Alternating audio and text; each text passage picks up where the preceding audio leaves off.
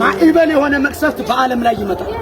ወንድና ወንድ የሚጋባባት፣ ሴትና ሴት የሚጋባባት፣ በቋንቋ በብሔር በጎሳ የሚባላባት የዚችን ዓለም ነገር እግዚአብሔር ይፈትነዋልና በቀን ነው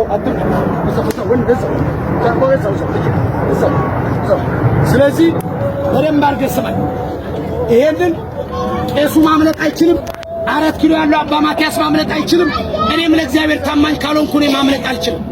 ቦታና ሰው ለይቶ ሳይሆን ንስሐ የገባና የሚባለውን ነገር ያደረገ ግን ከዚህ ነገር ያመልጣል። በደንብ አድርገህ ስማ። ማዕት ተው እናንተ ባላችሁ መልእክቱን ብቻ ስሙ። ምናልባት ባህታዊ ማዕት እያወራብን ነው ብለህ ከሆነ የመገናኛ አደባባይ ይመስክር። ኮሮና ከመምጣቱ በፊት ስናስተምር በእንቶክ ነው ቲክቶክ የሚባል ለቃችሁት ዓለም እየተቀባበለው ስለነበረ አሁንም በደንብ አድርገህ ስማ። በተአምር አንተ እንድታመሰግነኝ ውሸት አልዋሽም። ሁለተኛው ከሌሊቱ 9 ሰዓት ስንት ሰዓት? 9 ሰዓት አልተሰማኝም። 9 ሰዓት ዓለም እየተዘባበተብን ወንጌል የምናገለግልለት እግዚአብሔር ስለ ነፍሳችን መቆሸሽ ማደሪያ ሳይኖረን የምንሰብከው እግዚአብሔር ቃል ኪዳኑን ይጠብቃል። እግዚአብሔር አይዋሽም በሉ። እግዚአብሔር ምን አይልም? ኃጢአት ሳይጸየፍ የሚነካውን ጫንማ እየተጸየፈ ለጌጥ የሚኖር ሕዝብ ለእግዚአብሔር ያስፈልገው። ስለዚህ በደንብ አድርገህ ስማ። ከሌሊቱ 9 ሰዓት ተነስታችሁ ለሰባት ተደብቆ ሲጨፍር ነው የምታዩት። ስልኩ ቢፈተሽ ግማሹ መዝሙር ግማሹ ዘፈን ያለበት ከየትኛው ወገን እንደሆነ አይታወቅም። እገሌ ሞተ ሲባል በድር ላለመቀጣት ብቻ መኪና ተልትሎ ሲሄድ ነው የምታዩት። ሰለቸን ስንናገር መከራ ነው። ስለዚህ አሁንም ካህናት ካላችሁ ዲያቆናት ካላችሁ በዚህ መካከል በመቃብር አፈር በሰው ላይ ትዳር ላይ ስራ ላይ ትምህርት ላይ ድግምት የምትሰሩ ልብስ የምትቆርጡ የተሰጣ ልብስ በመቀስ ወስዳችሁ በጥንቆላ የምታሰሩ ተማሪ የምታፈዙ ነጋዴ የምታከሱ ወጣቱ በረከት እንዳይኖረው የምታደርጉ ከድርጊታችሁ ተቆጠቡ። የተንገበገባችሁለትን ዓለም ጥላችሁ ትሄዳላችሁ። የጓደኛህን ሚስት አትጎትት። 2,000 ብር የቤት ሰራተኛ ቀጥረህ ሲኒና ጀበና ሰብረሻል ብለህ የሰራተኛ ደሞዝ አትቁረጥ። ንስሐ ሳትገባ 200,000 ብር ከፍለህ የጌታን መቃብር ለማየት በአውሮፕላን ኢየሩሳሌም አትሂድ። ገንዘብህና ጊዜህ ብቻ ነው የሚባክነው፣ ሌላ የምታገኘው ጥቅም የለም። ስለዚህ በካህናት ላይ ቅድም እንደነገርኳችሁ በቤተ ክርስቲያን አባቶች ላይ በደንብ አድርገህ ስማኝ። ዲያቆንም ቄስም ካለ ደሃና ሀብታም እየመረጡ ንስሐ ልጅ በሚይዙ አባቶች፣ ጸበል ለመርጨት የቆርቆሮ በርና የሀብታም በር በሚይዙ አባቶች፣ በሃይማኖታቸው ላይ በሚቀልዱ አባቶች፣ ለምእመናን መሰናክል በሆኑ አባቶች፣ ቅጥረ ቤተ ክርስቲያንን በተዳፈሩ አባቶች የማይመለስ ሰይፍ ይመጣል ብለዋል አባቶች። በደንብ አድርገህ ስማኝ። ምን ታደርጋለህ? መግደል ከሆነ ይሄው የሚጠብቀኝ ድንግል ማርያም ስሙ ታጅቤ በጋርዳ አልሄድም። በግልጽ ነው የምንናገረው። እናቴ ማርያም ናት። እናቴ በሉ እስኪ። እናቴ ማርያም ናት። እናቴ ማን ናት? የመላእክት ሰብ እመቤት፣ የመላእክት እህት፣ የጌታ እናት ማርያም። ይሄ ክፉ ትውልድ ሰው በስዕሏ ተደፍቶ ጸሎት ማድረግ እየቻለ የማርያምን ስዕል በሴት ጫማ ላይ አውጥቶ መሬት ላይ የሚረግጥ ክፉ ትውልድ፣ መስቀል ጫማ ላይ አትሞ የሚረግጥ ክፉ ትውልድ፣ አባቴ ንስሐ ስጡኝ ስትላቸው አንቺ ኃጢአት የለብሽም እኔ ጾምልሻለሁ እያሉ በሰው የሚያሳብቡ ክፉ ትውልድ የአዲስ አበባ ሰዎች ናቸው።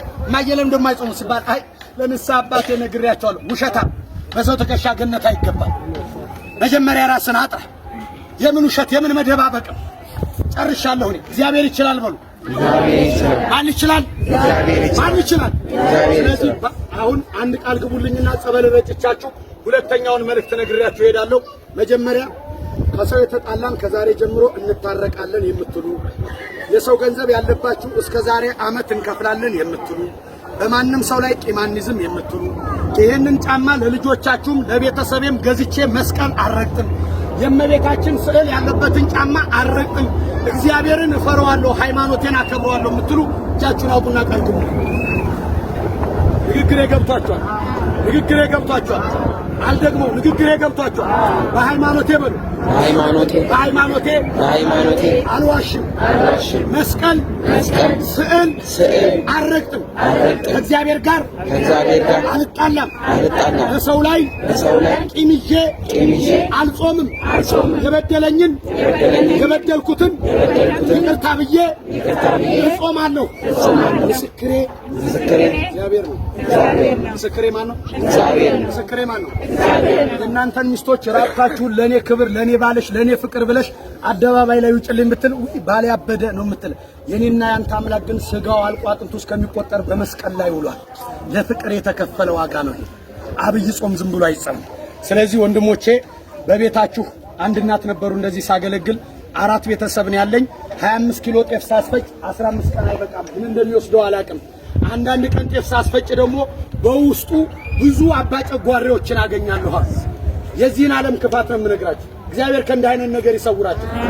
ምናልባት የሁሉ ሰው የቆመው ሰው በቤቱ በስራ ቦታው ክፋት ያለበት ሰው ይኖራል በኑሮው ክፋት ያለበት ሰው ይኖራል እናንተም ማታውቁት ሰይጣን የሚያውቀው ነገር ስለሆነ ድንግል ማርያም ትሰርላችሁ የልጆቻችሁን አይምሮ የሚሰርቅ የእጃችሁን በረከት የሚቀማ ከሰው ጋር በፍቅር እንዳትኖሩ የሚያረግ ከሰው በታች እንድትኖሩ የሚያረግ ከሰው በላይ ያገኛችሁ ነገ ሰው የደረሰበት እንዳትደርሱ በመቃብራችሁ ላይ የቆመን ሰይጣን ቅዱስ ጊዮርጊስ በመስቀሉ ይምታው አሜን ከዛሬ ጀምሮ ሳትታመሙ ሳትቸገሩ ይሄን ዘመን በሰላም ለፉት አሜን ከናንተ አልፋችሁ ለሌላ ሰው እንድትኖሩ እግዚአብሔር ይርዳችሁ አሜን እነዚህ ልጆቻችሁን እግዚአብሔር መድኃኒት ያርግላችሁ አሜን አንዳንዱ ሰው እንዳለመታደል ሆኖ ሲያጎርስ ይነከሳል ሲሰጣ ይመሰገናል ስለዚህ እግዚአብሔር የምን ክብር ከፍ ያርግላችሁ አሜን እውነቴን ነው የነክሲያን አባቶቹ እጃችሁን ቆጥሩ ስራት ማሱ ቅጠላት በጥሱ የመቃብር አፈር አትርጩ ሰውን ባጋንንት አትሰሩ 60 ዓመት 40 ዓመት መቼ እንደምንሞት ማንንም ሰው ሊያውቃች እኔ ከዚህ 20 ደቂቃ በኋላ አንገናኝ ሩቅ ነው ያለሁት ስለዚህ ይሄን መልእክት ለማዳረስ የመጣሁት ይበቃናል ጸሎት አድርገን እንለያያለን የሰላም አምላክ የፍቅር ባለቤት እግዚአብሔር ከሁላችንም ጋር ይሁን ሀገራችንን ኢትዮጵያን እግዚአብሔር አሁንም ይጠብቃት በአይናችን ረሃብን ጦርነትን መከራን እግዚአብሔር ያሳየን ህፃናት በሰላም ይደጉ አዛውንቶች በቀያቸው ይጦሩ ቤተክርስቲያንና ካህናትን አንድ ያድርጋቸው በስልጣን በገንዘብ በሃይማኖት የተከፋፈሉ በዚህ ዓለም ወጥመድ ውስጥ የገቡ የቤተ ክርስቲያን አባቶችን እርስ በርስ አልግባባ ያሉትን መንፈስ ቅዱስ በመሃላቸው ላይ ይግባ እናንተም ከህይወታችሁ ጋር አላስማማ ያላችሁን ነገር እግዚአብሔር አምላክ ያንሳላችሁ አሜን ቀና ቀና በሉ ወደ ጸበል ገባለሁ እናንተ ተጋበሉ እናንተ ባላችሁ